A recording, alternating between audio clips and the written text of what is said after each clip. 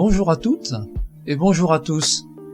Préparez-vous à l'écoute avec vos sens les plus subtils pour qu'arrive jusqu'à vous le message qui vous concerne. Et bonne écoute à toutes et à tous. Faire le plein. Si nous n'oublions pas de prévoir l'essentiel, lorsque nous prend l'envie de déserter les surfaces de toutes les plus folles pulsions qui nous habitent, alors peut-être apparaîtra une onde plus claire et plus reposée qui nous permettra de traverser sans encombre le passage piéton de cette cavalcade périlleuse à travers les embûches domestiques.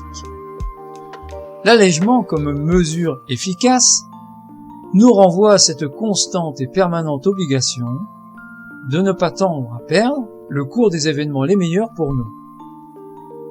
Comme le cœur est aujourd'hui de plus en plus confirmé en tant que GPS interne et autonome, il est tout aussi évident d'admettre qu'il ne nous fait partager que le meilleur pour nous-mêmes.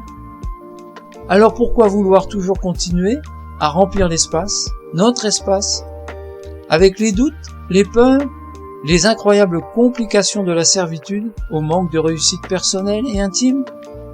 Réussite faite de lumière et d'harmonie commune, bien sûr, qui nous lie tous en tant que voyageurs de l'espace, sur ce vaisseau à ciel ouvert que nous torturons quand bon nous semble économiquement.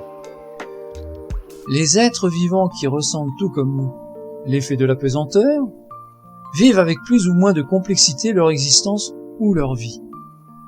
Il est intéressant de constater qu'il nous faut compliquer la nôtre pour en extraire la véritable existence, celle repérable par les balises sociétales qui nous font dire que nous sommes au cœur du jeu, celui de la réussite au mieux et d'un pseudo-épanouissement au pire. Ainsi, abreuvons-nous ces fameux repères des mises en valeur hiérarchiques entre la conquête et l'échec.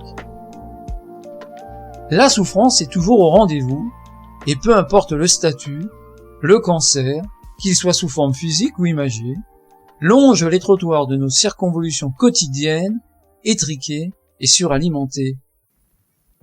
L'égalité devant la maladie reste un pilier désastreux d'équilibre de notre société. Tous, nous avons à recevoir un message avant d'en arriver à cette extrémité. Alors conscients de bien des récepteurs de vie possibles, il nous faut nous mettre en quête de cette vérité salvatrice qui vaut mieux que tous les traitements, à court ou à long terme.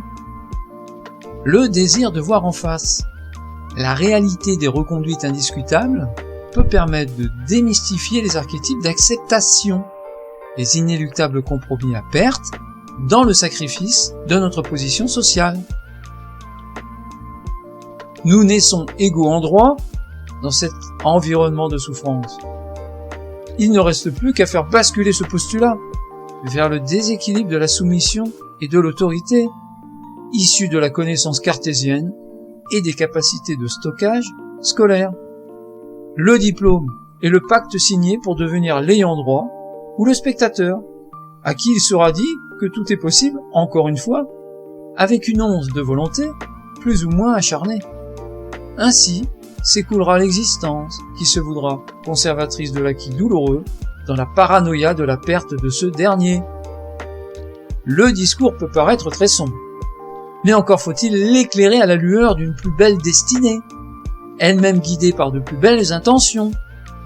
Brille la chandelle de cette lumière inépuisable qui semble nous attendre pour rassembler notre baluchon et prendre le chemin de ceux qui savent, qui ressentent que la navrante plaisanterie a assez duré pour ne plus la faire perdurer, et ainsi l'engloutir dans l'éclat de notre rire empli de lucidité, soulagé des mensonges et des duperies de la pauvre raison à faire. L'intention est majeure dans l'importance qu'elle a à fabriquer des ondes les meilleures, même dans la plus anodine des boîtes de conserve. Amour et gratitude à toutes et à tous.